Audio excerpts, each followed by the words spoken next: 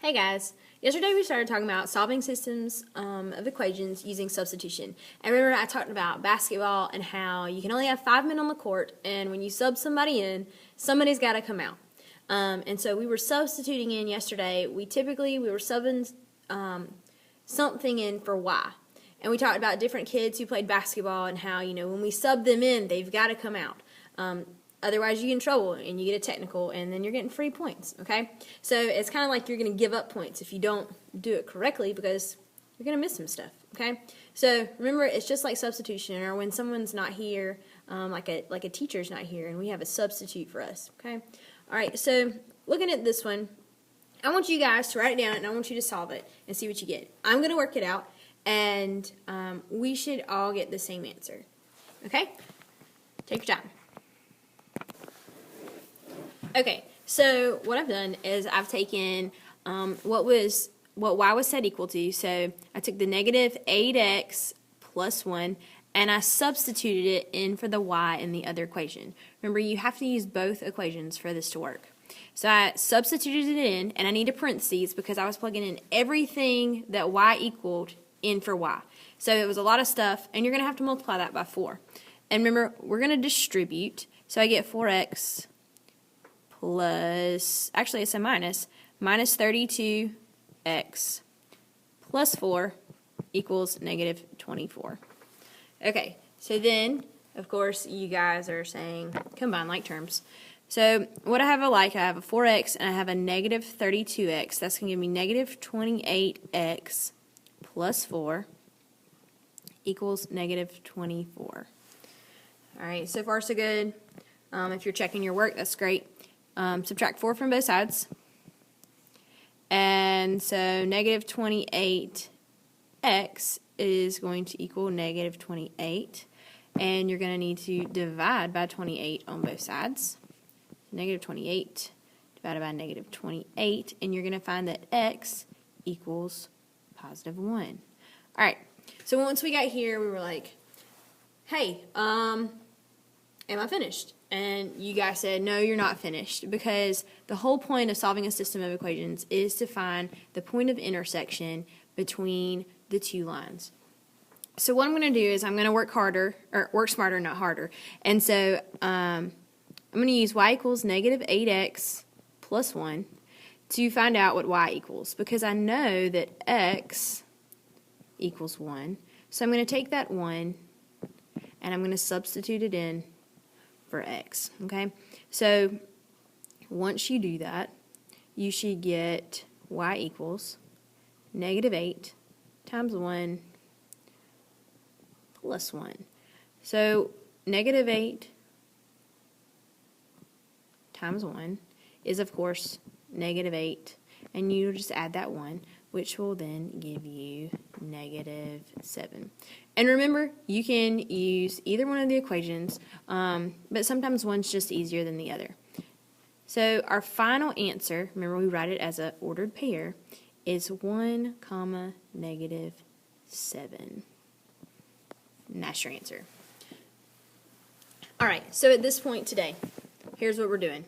Yes, we're still finding the answer to these using substitution. We'll move on to elimination probably tomorrow. But right now we're using substitution, and there are some different types of answers we can get other than just ordered pairs. So if I go about solving this one, obviously I'm going to take this 4x minus 12, and I'm going to substitute it in for y, like we've been doing. So I get 12x minus 3 times 4x minus 12 equals 36. All right, fabulous. So now what we're going to do, distribute like normal. So 12x minus 12x, because negative 3 times a positive 4x will give me negative 12.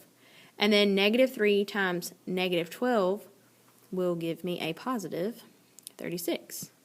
And that all equals 36. Lots of the same number.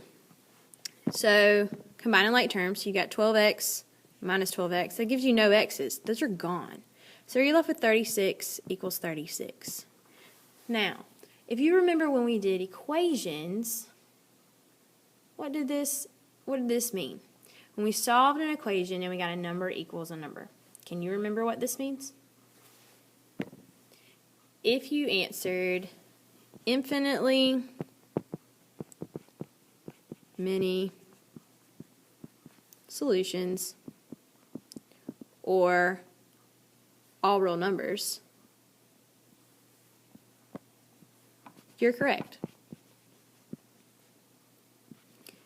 But here's what that means. If we're looking at this on a graph, what it actually means is that you have these two lines, and if they have infinitely many solutions, what they're doing is they're touching an infinite number of times. So if I just estimate this line, it's not exactly correct. And let's say that this is our line, okay? What it means is if I were to graph these two lines, they would lie directly on top of each other. So that means I'd have another line that looked just like this, and it would lie right on top of that red line. So it would look like the same line. That's what infinitely many solutions means. They're laying right on top of each other. All right, one more, guys. So this system, we're going to solve it, and we're going to get a slightly different answer once again. But I'm going to take the 4x, and I'm going to substitute it in for the y. All right? Hang with me. We're almost done. So we get 8x minus 2 times 4x equals 3.